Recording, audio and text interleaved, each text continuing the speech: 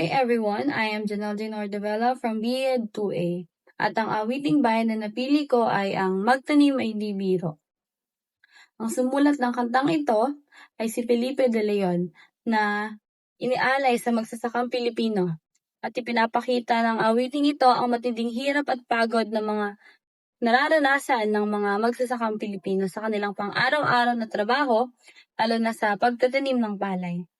Ang kanilang sakripisyo sa pagtatrabaho ng walang tigil at halos walang pagkakataong makaupo o makatayo upang makapagtanim at may maani.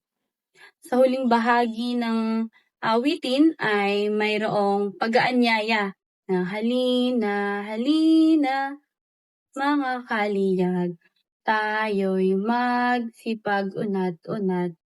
Magpanibago tayo ng landas para sa araw ng bukas.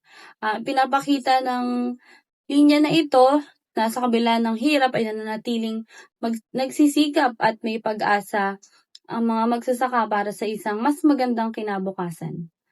Ang awit ay nagpapakita ng malalim na koneksyon ng mga Pilipino sa agrikultura at sa lupa, na siyang pinagkukunan ng kanilang kabuhayan at pagkain. Nagmula ito sa rehiyon ng Luzon, kung saan ang pagtatanim ng bigas ay isang pangunahing kabuhayan. Ang wika ng awit ay Tagalog sa kabuuan. Ang Magtanim ay Di Biro ay hindi lamang isang simpleng awit, kundi isang pagpaparangal at paalala na lahat ng sakripisyo ng mga magsasaka na nagpapakain sa bansa.